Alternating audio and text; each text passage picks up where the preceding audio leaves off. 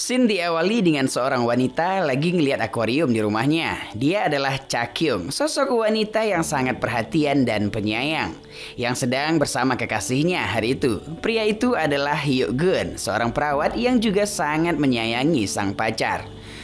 Mereka berdua tampak bahagia bersama sebagai sepasang kekasih. Sedang membersihkan telinga pacar, Cha Kyung mendapat telepon dari seseorang. Tak lama, Cha Kyung langsung meluncur. Setibanya di tempat sambil membawa bunga, Cha Kyung mengagetkan seseorang. Yap, dia adalah Giok, sahabat baik Cha Kyung. Setibanya di rumah, Cha Kyung mengantarkan bunga pesanannya. Lalu Cha Kyung meminjam sepedanya untuk pulang ke rumah.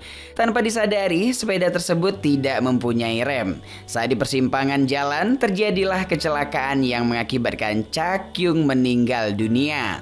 Disinilah kehidupan Kim Hyuk Gun berubah menjadi kacau dan sering berhalusinasi karena kehilangan separuh hidupnya. Scene berpindah. Malam itu, Giok menghampiri rumah Hyuk Gun sambil berteriak untuk memberikan semangat agar Hyuk Gun tidak galau. Tanpa disadarinya, Hyuk Gun berada di belakang Giok. Mereka pun berbicara. Giok mengajak Hyuk Gun untuk pergi bersama besok. Akan tetapi, Hyuk Gun berkata, "Aku tidak bisa." Giok mengatakan bahwa besok adalah hari ulang tahun Cha Kyung dan memaksa Hyuk Gun untuk pergi bersamanya. Di rumah sedang memotong buah, Hyuk Gun merasa dipanggil seorang wanita. Namun saat memastikan, orang itu tidak ada. Esok hari, Hyuk Gun dan Giok bertemu di hutan kenangan dan membersihkan pohon Cha Kyung. Setelah itu, mereka berdua lanjut makan bareng.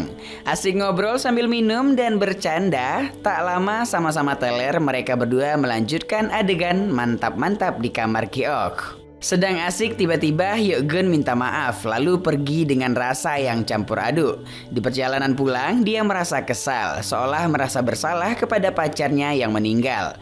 Sesampainya di depan rumah, Hyuk Gun melihat ada bayangan di jendela dan teringat akan kekasihnya. Dia langsung lari menuju rumahnya dan mencari-cari Cha Kyung. Namun dia tidak menemukannya dan merasa sedikit sedih.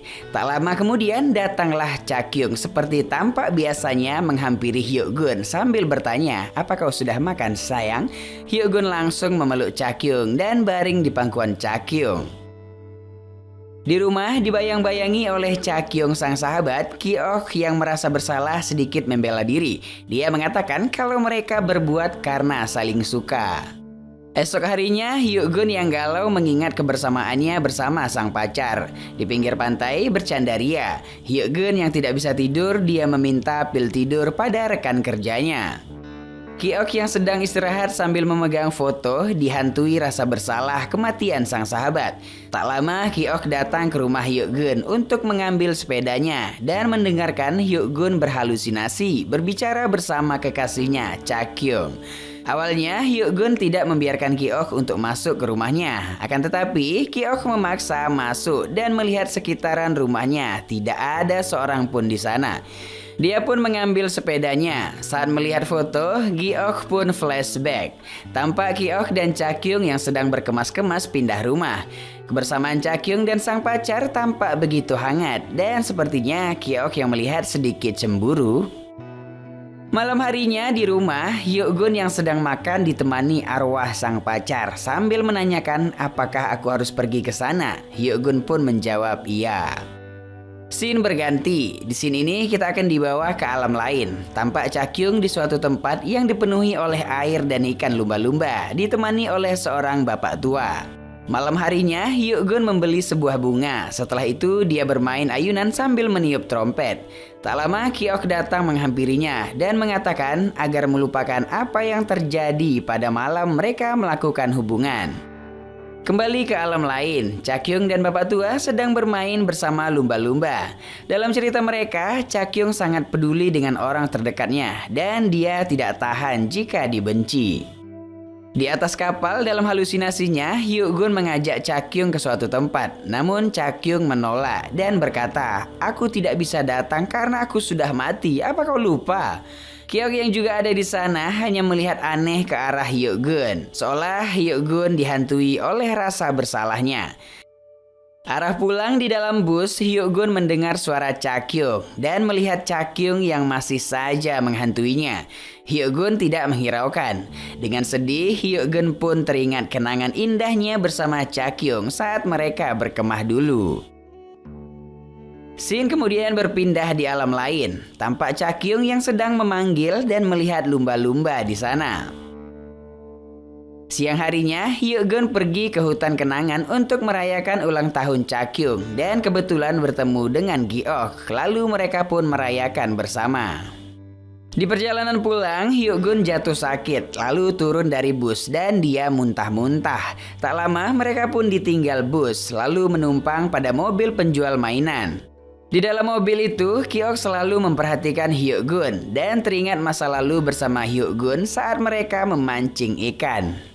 Keesokan harinya, Gi-ok mengunjungi Hyuk-gun dan membawa makanan untuknya. Gi-ok yang jatuh hati selalu memperhatikan Hyuk-gun yang sedang tidur.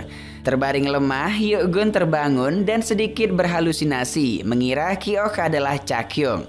Mendengar itu membuat Gi-ok kesal, lalu pulang ke rumah. Di depan rumah, Gi-ok melihat adik Chakyung yang mengatakan penyebab kematian Chakyung adalah gara-gara sepeda Gi-ok. Gi-ok yang tak terima, mereka pun bertengkar.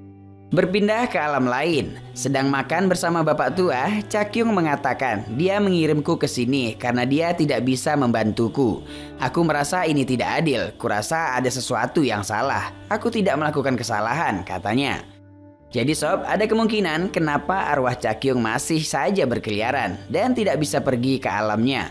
Kemungkinannya itu karena sang pacar di dunia tak terima kepergian Chakyung dan terus berhalusinasi seolah Chakyung masih ada. Dan kemungkinan kedua, Chakyung yang penyayang masih mempunyai tanggung jawab terhadap orang-orang di sekitarnya.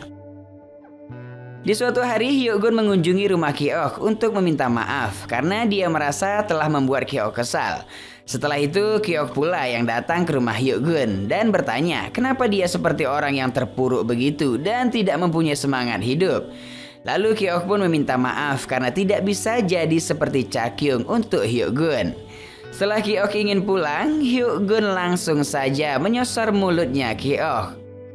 Sedang menikmati, tiba-tiba Hyuk-gun melihat bayangan Chakyung berada di dekat mereka dan Hyuk-gun seperti orang gila memanggil-manggil Chakyung. Tentu saja itu membuat Gi-ok kesal, lalu saling menyalahkan tentang kematian Chakyung. Setelah pergi dari rumah Hyuk-gun dengan rasa kesal, dia menanggalkan rem sepedanya dan mencoba untuk bunuh diri seperti kejadian kecelakaan yang dialami Chakyung. Sebelum beraksi, arwah Chakyung mendatangi Gi-ok lalu melarangnya. Di sana, Gi-ok juga meminta maaf kalau Chakyung selalu muncul di pikirannya dan ingin melanjutkan hidup seolah dia ingin menghilangkan Chakyung dari pikirannya.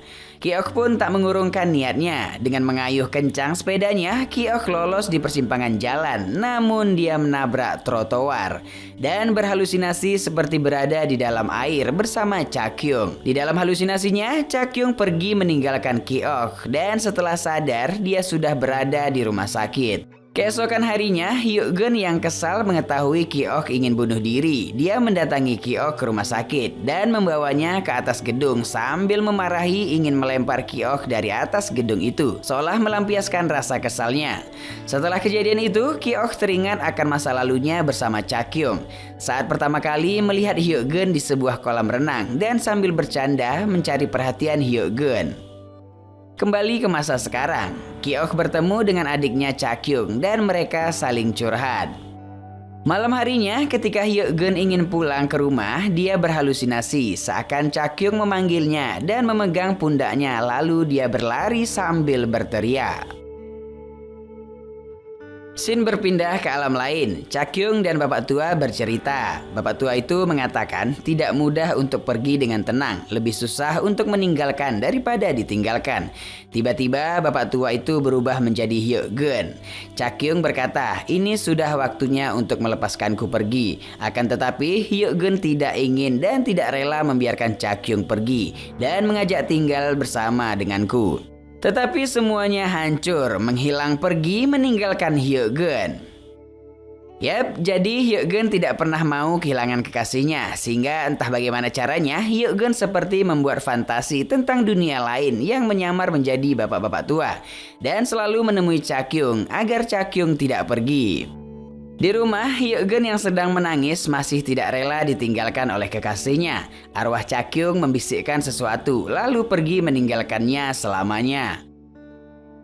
Mungkin bisikannya itu memberikan motivasi untuk Hyuk-gun agar melanjutkan hidupnya tanpa bersamanya. Setelah itu, Hyuk-gun menangis sambil berkata, "Jangan pergi Chakyung, kau akan dalam bahaya." Hyuk-gun pun teringat masa lalu saat mereka bertiga bermain sepeda bersama-sama. Scene kemudian berganti. Tampak Hyuk-gun sedang berkemas-kemas barang bersama Ki-ok. Yap, mereka pindah rumah untuk melanjutkan hidup. Di dalam mobil, Hyuk-gun membaca tulisan Chakyung yang mengatakan, "Aku harap kita ada untuk satu sama lain." Mereka pun melanjutkan perjalanan. Cerita pun tamat.